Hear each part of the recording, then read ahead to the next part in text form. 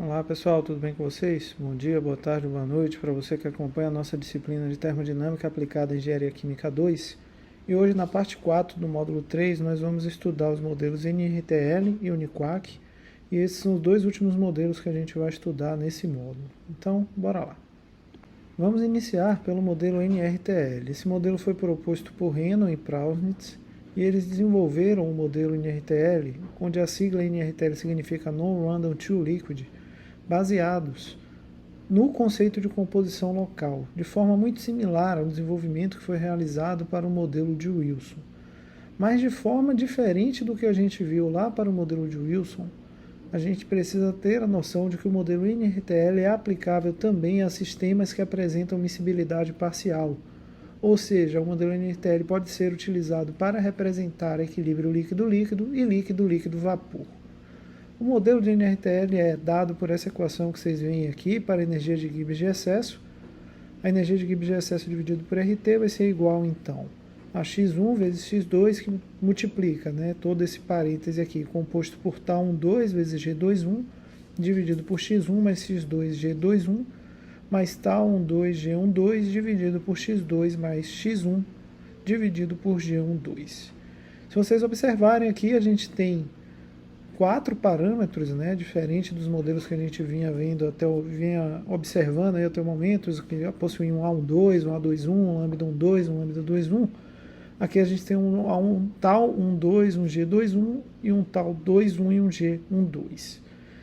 Para esse modelo em específico, o tal 12, ele apresenta uma interconexão com o G12 e o tal 21 apresenta, por sua vez, uma interconexão com o G21.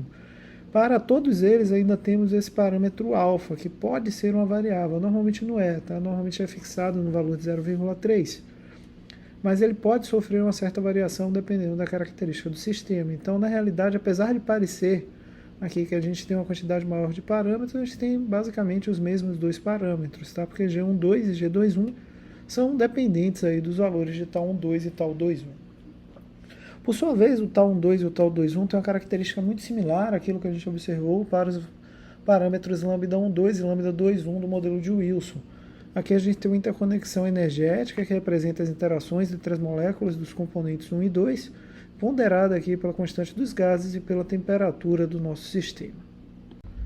O significado desse G e J que aparece dentro dos cálculos dos valores das constantes tal do modelo NRTL é muito similar àquilo que a gente observou para os lambdas e J da equação de Wilson.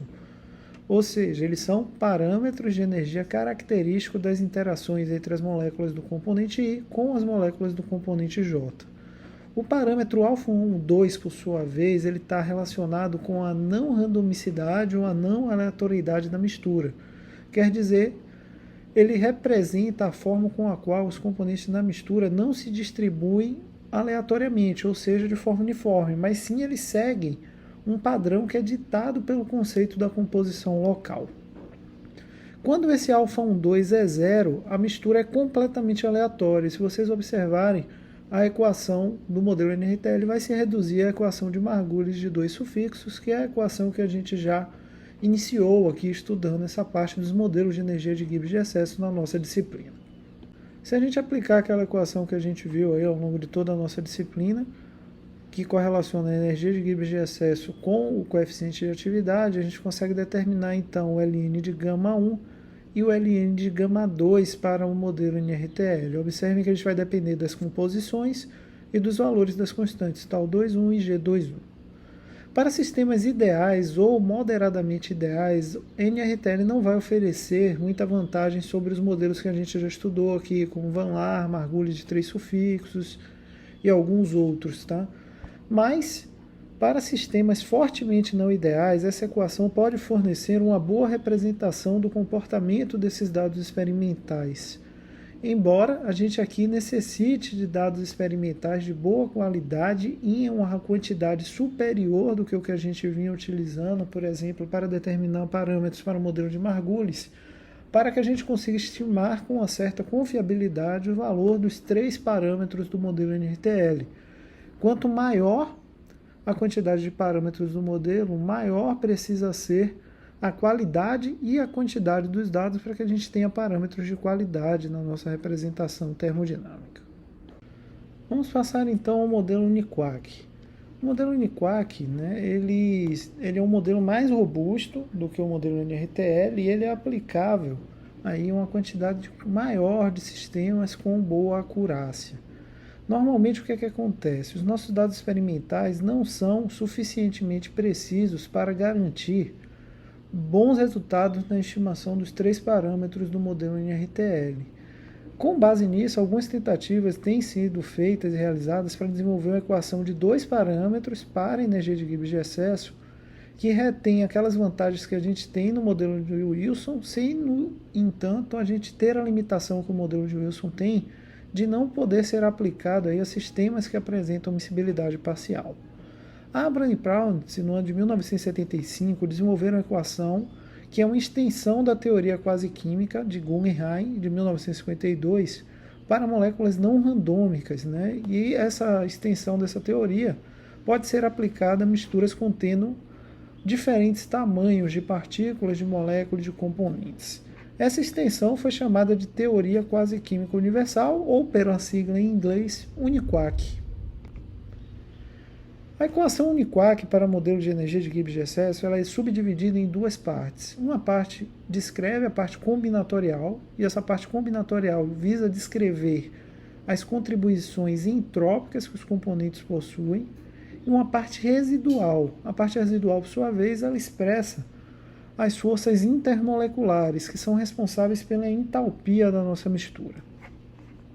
A parte combinatorial depende apenas da composição, do tamanho e da forma das moléculas, necessitando apenas de dados do componente puro. Por sua vez, a parte residual ela vai passar a depender também das forças intermoleculares, e é dela que vão surgir os 2 parâmetros ajustáveis que temos no modelo UNIQUAC. A equação, então, tem essa forma, que a energia de Gibbs de excesso é subdividida em uma contribuição aí combinatorial e uma contribuição residual. Dessa forma, para uma mistura binária, a gente tem a equação para a parte combinatorial, dada por todos esses termos que vocês estão vendo aqui, e uma contribuição para a parte residual, onde na parte residual aparecem os parâmetros ajustáveis, tal 1, 2 e tal 2, 1. Dentro dessa equação, esse número z representa o número de coordenação, ele vale 10, e as frações de segmento que vocês observam ali em cima, como o φ de i asterisco e as frações de área, que são o θi e o θi', eles são expressões correlacionadas, que a gente vai ver agora. Então essas são as expressões para o φ de i asterisco, o θi e o θi'. Observem que aqui a gente depende de valores de R1, Q1 e Q1'. Esses parâmetros R, Q e Q' são constantes da estrutura molecular dos componentes puros, são tabelados, são dados que a gente encontra na literatura para representar os componentes puros. E ele depende do tamanho da molécula, da área superficial externa da molécula. E na fórmula original do método UNIQUAC, o Q era igual ao Q'. Tá? Para alguns desenvolvimentos mais recentes, houve uma diferenciação entre Q e Q'. Para a água, os valores de Q' foram ajustados empiricamente, enquanto para alguns álcools ele foi determinado que a superfície de interação Q' é menor que a superfície geométrica externa. Para outros fluidos, né, que a gente tem aí com característica menos polar, normalmente a gente vai considerar que Q é igual a Q' para a maior parte deles. Então, para cada mistura binária vão existir 2 parâmetros ajustáveis que estão dentro da parte residual do nosso modelo. São eles o tal 1, 2 e o tal 2, 1. O tal 2 e o tal 2, 1 podem ser determinados por meio dessas relações, onde esse delta U, 1, 2 e delta U, 2, 1, são energias características da interação entre os componentes, e essas energias características são dependentes da temperatura do nosso sistema. Então, partindo da equação da energia de Gibbs de excesso, foi realizando aquela diferenciação que a gente já fez e já viu como é que a gente faz isso para algumas outras equações, a gente consegue chegar nas expressões para o ln de γ1 e para o ln de γ2. Observem que as equações são mais extensas em termos numéricos, entretanto, lembre-se que boa parte dos dados que estão aqui são tabelados e determinados por meio de correlações simples. Aqui a gente tem 2 parâmetros ajustáveis, que são o tal 2,1 e o tal 1,2, que podem ser determinados por meio de procedimentos de redução de dados, conforme fizemos anteriormente para outras equações na disciplina. Dentro dessa equação aparecem dois termos, que são L1 e L2. L1 e L2 são determinados por meio dessas duas relações que serão apresentadas aqui na parte inferior do slide, apenas para simplificar um pouco mais a equação geral. O modelo Uniquark ele aplicava uma ampla variedade de misturas líquidas não eletrolíticas, contendo desde componentes polares a componentes não polares. Isso inclui sistemas que possuem miscibilidade parcial, ou seja, o modelo Uniquark pode ser aplicado para calcular equilíbrio líquido-líquido. Dados e parâmetros para a equação para o modelo Uniquark aparecem reportados no DEQEMA para uma série de misturas.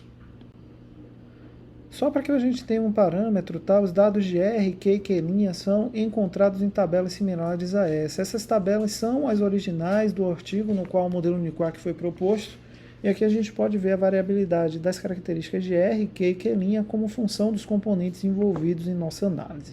Só para que vocês tenham uma ideia da magnitude, da extensão numérica desses valores. Então, pessoal, era isso que a gente tinha para a aula de hoje. Conforme eu disse, essa é a última aula do conteúdo do módulo 3 da nossa disciplina, dos modelos de energia de Gibbs de excesso. Caso de dúvida, vocês sabem onde me contratam, aqui as formas de contato. A gente se encontra, então, em uma próxima aula da nossa disciplina, provavelmente já no próximo módulo, no módulo 4, onde a gente vai discutir as não idealidades da fase vapor. Até lá!